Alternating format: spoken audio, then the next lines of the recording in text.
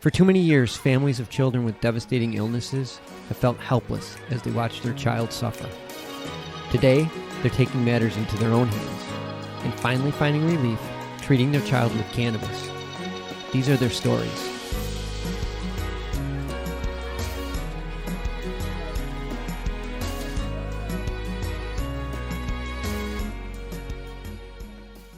Hey, ladies and gentlemen, welcome to another episode. Hello, hello, hello. Yes, we're excited for our new guest today. It was a gentleman I met at a trade show, only to find out we both were alums from the same university, Hofstra University in Long Island.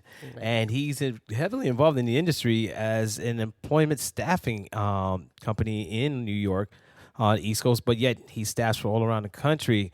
I want everyone to welcome Joshua Cartagenova, if I pronounce it correctly.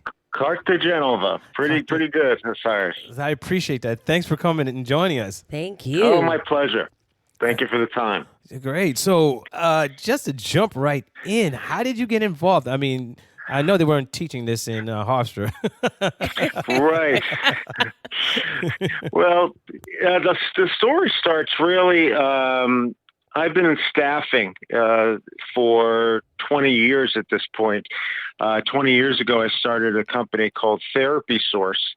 And currently, the company provides all types of therapists, speech, PT, OT, psychologists, social workers, and other related therapists to schools nationwide. And we do this through online therapy as well as in-person, face-to-face. Mm-hmm. The company has grown to 41 states, about 2,000 therapists, and being that is in the staffing industry and what I consider niche staffing, I was able to take this experience of being a staffing professional and running a $30 million company and apply it to another niche. And that niche happens to be in the cannabis and hemp area. So back in 2018, I saw the rather strong growth in the cannabis market, and I went to my first MJBulls show and to assess the market. And really wanted to get an idea of, what type of caliber of a professional that we were dealing with, and how far along it has been in the development. And when approaching the Las Vegas Convention Center and about 1,000 vendors in this convention center, I was rather impressed. I was rather impressed by the whole scope, from your highly professional M&A firms and other professionals to that of individuals that have maybe been in the industry for a couple of years or even the black market. So it was a wide span. And when I did see this, I said, you know what, this is a market. People are going to need good people to join the industry. And hence, that's how Calyx staffing started. Now, have you seen any crossover? So people that you normally place in mainstream type positions that you had are now saying, hey, Josh, can you look for some, any jobs available in the cannabis industry or hemp? Well, the markets are totally different. One is we're placing therapists who are certified in schools. And then on the Calyx side, we are placing anywhere from your low managers all the way up to C-level executives. When you're a staffing professional and you understand the client needs and the communication aspect of moving, obviously, a great candidate to that of a great client, doesn't really matter what the industry is if you understand those basic concepts of the business. And that's why this is why I decided to start the company, and it continues to grow. What kind of placement are these companies looking for when they reach out to you? Not to age myself, but I distinctly remember the internet boom and the growth of the internet boom, where anything with a .com on it was a successful IPO. Well, cannabis is similar into that situation. And being in the start, there was a lot of interest in almost any type of people. We were getting to a maturity level, not highly mature, but maturity level where great leadership teams really know what they're looking for. So we really open it up to anyone. You don't need to have cannabis experience. What you need to have is what I call it's a BAT principle, B-A-T, which is your behavior, your actions, and your techniques. Now you're able to apply that to any industry, but behaviors is really, how well can you work within the culture? How well is there a fit? Do you get frustrated easily? Why do you get frustrated easily? So there's a whole slew of behavioral questions that we ask in our entire process. Second is the actions. The actions are, what did you do at your past job? What made you successful?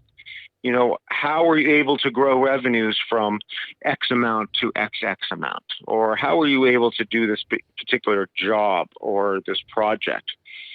And then techniques are more the finite skills in the action.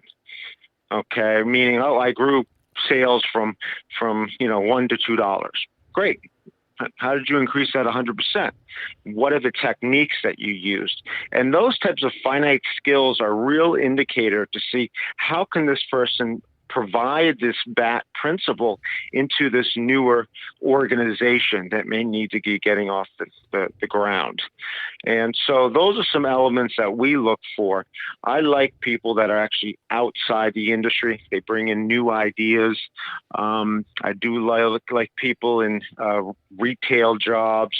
There's a lot of charisma needed, especially in the sales area of cannabis, because it's becoming, everyone's growing, right? And there's a slew of products, so what makes one strain better than the other? They could be very similar. However, relationships go a long way because people do business with people that they trust. Attention Cannabis Podcast listeners. You can now listen to your favorite cannabis podcast ad-free with the MJBulls mobile app. Just download the free MJBulls mobile app to your smartphone to start enjoying cannabis podcasts with no commercials. Go to Apple Apps or Google Play to get the MJBulls Cannabis Podcast app today. True. Because I recall when I worked as the operations director for a charter school, because we were building from the ground up. We had no infrastructure, we had no staffing, and I was put in charge of staffing. And the resumes I looked for are people who had like the startup experience. They knew what it was like to be on the floor and using the phone, or taking makeshift items and put them together to make a desk, just to give us enough time to build up. So I understand when you're looking for like specific experience that could be transferable, and that's very important. Now, what positions have you been filling based on regions? Have you been filling more spaces in the East Coast, Midwest, or the West? We work nationwide. So like a lot of organizations, they have their Western Coast, the Washington and Oregon and California companies. East Coast is popping up. I know a lot of states have it on their ballots for this year. And being that this is an election year, and the need for financial security for this on a state level, more states are looking to get this thing moving and approved for rec, if not just medicinal. But with this type of growth going on, I see growth everywhere, because it's exciting. It's a new, it's a new controlled substance, and it's not even federally legal yet. But we're moving, rather close to getting this done. And so it's exciting. So I don't see growth in any particular. I see a lot of in the East area, because that's almost like a territory of the West, maybe a year and a half ago. And so with any type of growth, there's new organizations. And when there's new organizations, there's need for staff. And really, that's where we help in making sure that we have a high quality individual. And that's the most important part, because we're supporting an industry, and it behooves us to put in particular levels of quality that we're not proud of. And so when you do work for Calyx, there's obviously a lot of competitors out there that may just sandblast a bunch of resumes to a client. We take a lot of extreme steps to make sure that when we do submit, we're only submitting 1 or 2 people, because we're dead on, and the clients will tell you that. So what positions are like the most in demand that you've noticed? Good question. Where we stand here, because of the idea of revenue, sales positions are very, very important. There's a lot of funding, private funding for these organizations, especially the newer ones, and the ability to be able to have a grow or retail or what have you. You're going to need a lot of sales. So sales has been rather popular. Operations like COO. Also, C levels on the licensing level. As these licensees go through the process, they need their Cs, and that's really where we come. But at this point, we're getting a lot of sales positions. You never have to do any career coaching. Do you offer that, like career coaching services? Well, we are highly qualified to do that, but it's never been a service of ours in career coaching. Oh, okay. Now, you do regional. Now, do you guys also help with the process of relocation? So someone from California, say I applied for a job and I got the job, and as part of the negotiation, I'm assuming since you're the go-between, the broker of this whole thing, you would be able also to work out the relocation, or is that something that the person being hired and the company hiring them would work that out? Yeah, that's part of one of the perks of working, obviously, with Calyx. These are things that we can help negotiate for the candidate. If the client is open to getting someone West Coast or vice versa, or wherever that they may reside, that's usually part of that type of package, and we can help them with that upon the negotiation process. Have you ever come across where you place someone and after a few months it just doesn't work out? And what normally happens? I mean, are you contacted afterwards, or are you being informed of what's going on?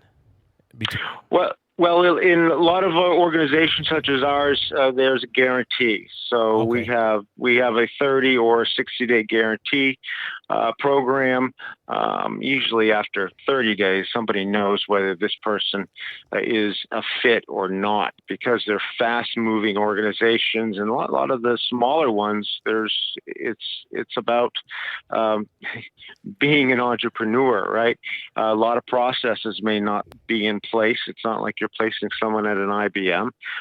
So sometimes there's dysfunction in fast-growing entrepreneurial type organizations. You might have a wonderful product and everything else, and that's natural in any type of startup organization. So, but at the end of the day, when placing an individual, the client knows if that's a true fit. And it usually never comes down to skill set. It's more about culture of that integration, because that's the hardest part. So we're going to stop this part 1, and we're going to do part 2. So everyone tune in for part 2. We just want to say good night to everyone. Thank you for tuning in, and please tune in for the part 2.